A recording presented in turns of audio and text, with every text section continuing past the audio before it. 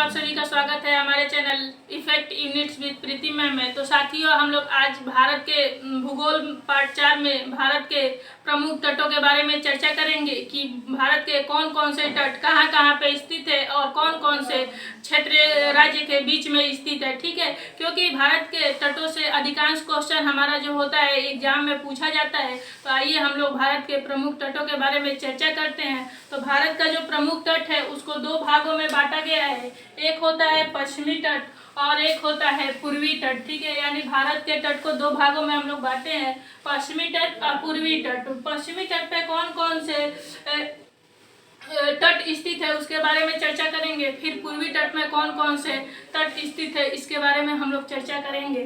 तो देखिए, ये जो हमारा पश्चिमी घाट है, यहाँ पे पश्चिमी घाट और यहाँ पे है पूर्वी घाट। ठीक है, पश्चिमी घाट को हम लोग सह्याद्री पर्वत के नाम से जानते हैं, यानी ये पश्चिमी घाट के जितने भी पर्वत है इसको हम लोग सह्याद्री पर्वत के नाम से जानते हैं। और पूर्वी घाट के हम लोग महेंद्रगिरी पर्वत के नाम से जानते हैं। ठीक है, यानी पश्चिमी घाट के जित पर्वत को हम लोग सह्याद्री पर्वत और पूर्वी घाट के पर्वत को हम लोग महेंद्रगिरी पर्वत के नाम से जानते हैं। और सह्याद्री पर्वत और महेंद्रगिरी पर्वत जहाँ पे आके मिलती है वहीं पे नीलगिरी पर्वत के नाम, जहाँ पे सह्याद्री पर्वत और महेंद्रगिरी पर्वत मिलती है वहाँ पे नीलगिरी पर्वत का निर्माण होता है, नीलगिरी पर्वत। ठीक है, यानी इसको हम नीलगिरी पर्वत के नाम से जानते हैं। जहाँ पे सह्याद्री पर्वत और महेंद्रगिरी पर्वत या पश्चिमी घाट या पूर्वी घाट आके मिलती है उसे हम लोग नीलगिरी पर्वत के नाम से जानते हैं। अब हम लोग नीलगिरी पर्वत के बारे में चर्चा करेंगे कि ये नीलगिरी पर्वत कहाँ पे है। तो सबसे पहले ये हमारा नीलगिरी पर्वत है और नीलगिरी पर्वत की सबसे जो ऊंची चोटी है उसको हम लोग दोडा बेट्टा के नाम से जानते हैं। ठीक है, यानी नीलगिरी पर्वत की सबसे ऊंची चोटी को दोडा बेट्टा के नाम से जानते हैं। और इससे नीलगिरी पर्वत को एक और पॉइंट है, नीलगिरी पर्वत को, नीलगिरी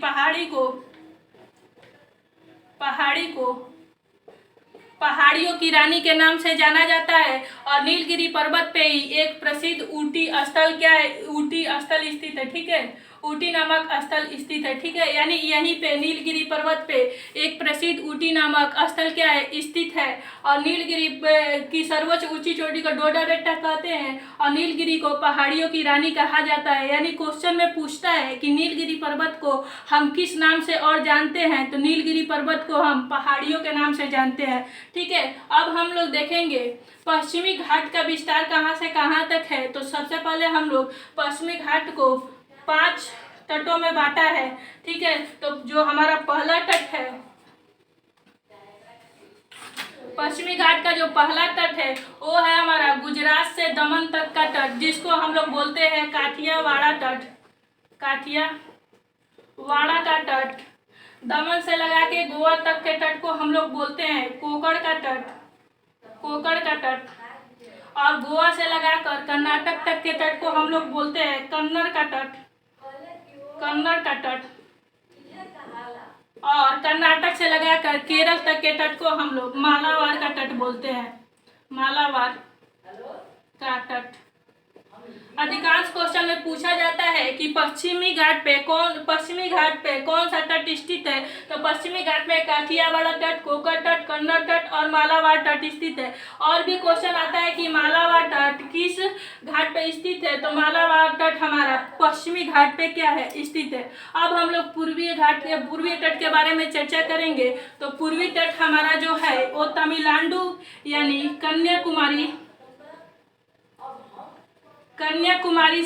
कन्याकुमारी से लगाकर आंध्र प्रदेश के तट को हम लोग कोरोमंडल तट कहते हैं, कोरोमंडल तट के नाम से जानते हैं। और आंध्र प्रदेश से पश्चिम बंगाल तक के तट को हम लोग डेल्टा क्षेत्र या इसके पीली मिट्टी को हम लोग उत्तरीय सरकार के नाम से जानते हैं। ठीक है, इसके पीली मिट्टी को उत्तरीय सरकार के नाम